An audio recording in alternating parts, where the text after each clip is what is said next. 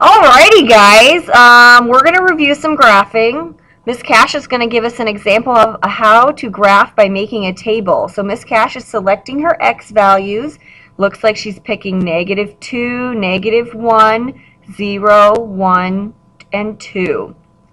She's now going to plug each of those x values into the equation y equals 2/3 x minus 5.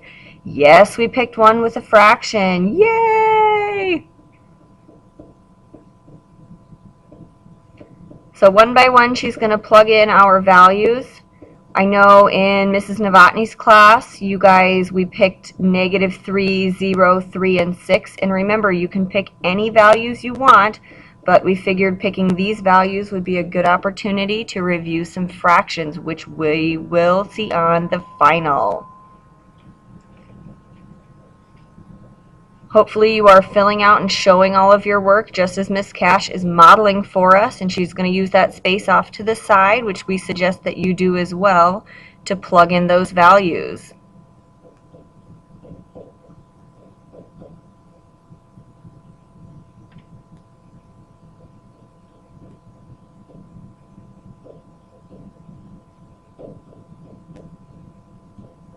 You can see that she changed 5 into 15/3 by making it have a common denominator, so this was going to be a little bit easier to do our subtraction step.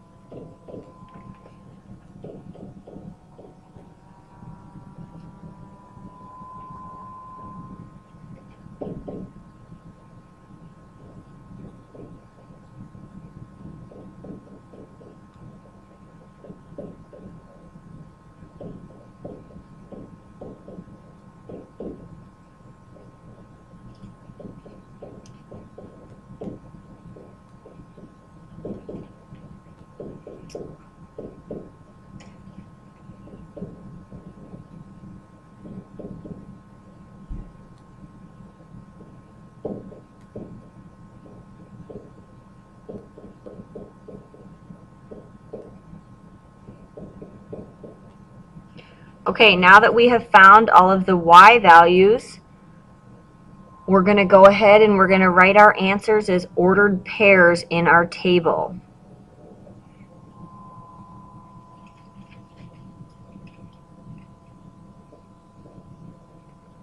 So our first ordered pair is going to be -2, and we're converting -19/3 into -6 1/3 because that's going to make it a little bit easier for us to graph.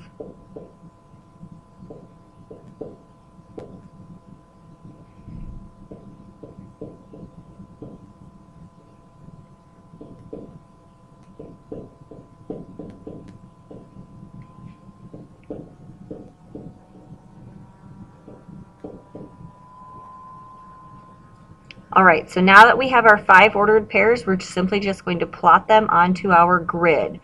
Remember, since we're making a linear equation, our points should form a straight line for us, and that we should see them slanting up since we have a positive slope. Now, even though we have fractions, we can still kind of estimate to the best of our ability where those thirds are going to fall. We can see that our 5 points are making a straight line, so we can guess that we've done this accurately.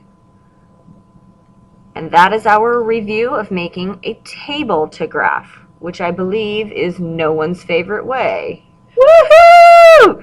Let's go ahead and move on to our next way that we learned, which was graphing by using intercepts.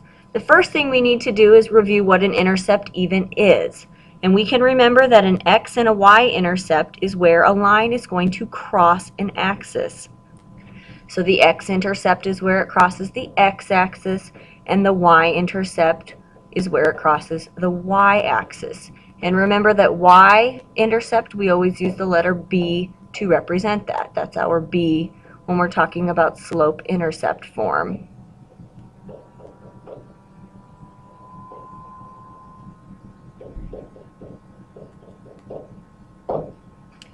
So in order to calculate the x-intercept, what we will do is we will plug in 0 for the y value, and we will solve for x. We can always write our answer as an ordered pair to make it easier to plot.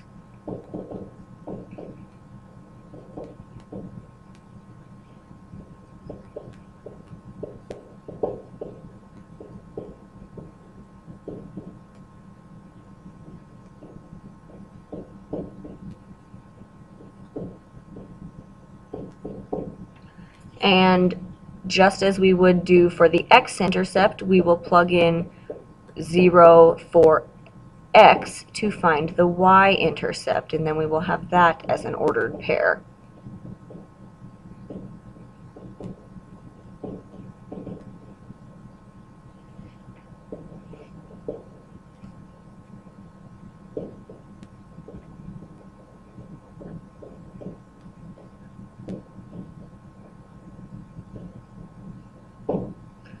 Let's go ahead and try this when we have an equation in standard form.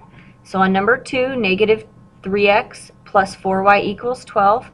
To find our x-intercept, we're doing negative 3x plus 4 times 0 equals 12.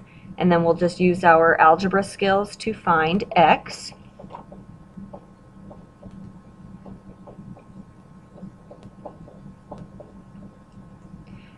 Now we can see that we're going to write our answer as an ordered pair. Our x-coordinate is negative 4 and our y-coordinate is that 0 that we plugged in.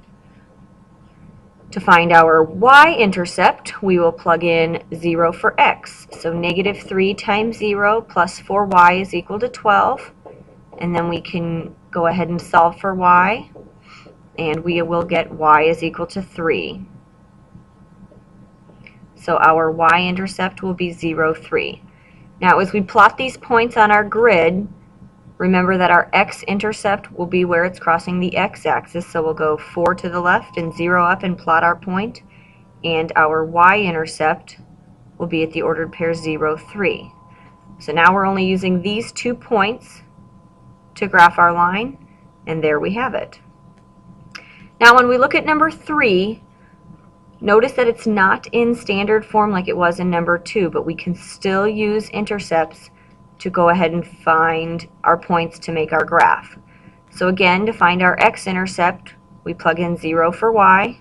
6 times 0 equals 2x plus 12. That's going to give us 0 on the left side of our equation. So we can use our inverse operations to solve our x-intercept, which we will get that x will be equal to negative 6.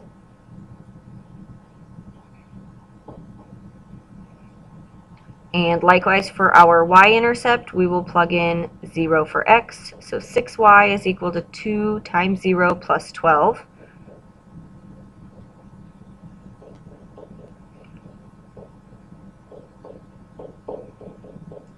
And after solving, we see that our y-intercept is positive 2. So again, we can plot our ordered pairs on our grid and draw our line.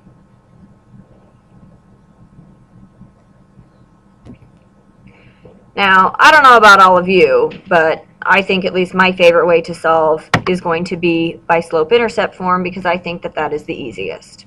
But I'm a nerd, so.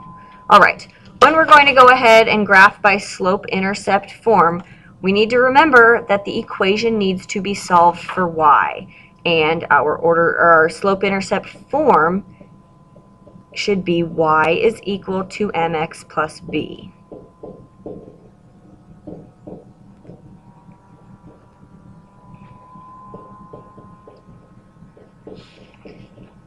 And remember, m represents our slope, and b represents our y-intercept.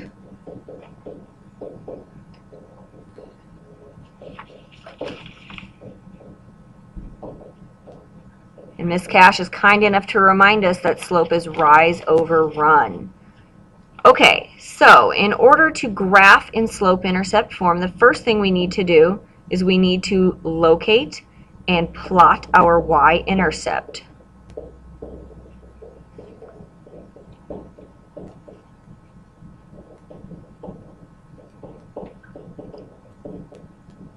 Remember, our y-intercept is our vertical axis, so we plot that on our y-axis. Once we have our y-intercept, or b, plotted, that's when we will use our slope to count and place more points. Remember, a positive slope, our line will slant up, and a negative slope, our line will be slanting down. And then our third step is our easiest step. We simply connect the dots, and they should be connecting in a straight line. And we can go ahead and stick some arrows on the end of that line so we can remember that our line is extending in both directions.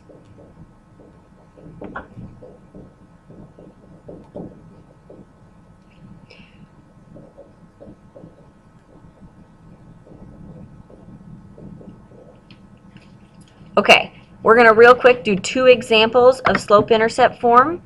So we do not have these typed on here. Our first one we're going to do is y equals 4x plus 3.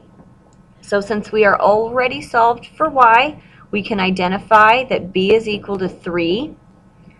And so we will plot 3 steps up, plot our point, and our slope m is going to be 4. Remember, that's 4, or 4 over 1 if you like to write it as a fraction. So since we have rise over run, we will start at b, our beginning point, at 3, and we will simply go up 4 and 1 to the right. Now, if we want to go the other direction from 3, we are going to go down 4 and 1 to the left, because we want our points to all still line up in a straight line. So then we can connect our points, and we've graphed our line. Very nice. Number last, we will do y is equal to negative 1/2 x minus 5. So again, first we identify b equals negative 5. Then we will go 5 steps down on our y-axis and plot our ordered pair. And then from there, we're going to say that m is equal to negative 1/2. And that's already as a fraction, so we have our rise and our run. Remember, since our slope is negative, when we start at negative 5, we're first going to move 1 down and 2 to the right. And we can put more points on there if we would like, or we can go back to 5, and then we can move up 1 and 2 to the left. Once we've got our points, we can go ahead and make our straight lines,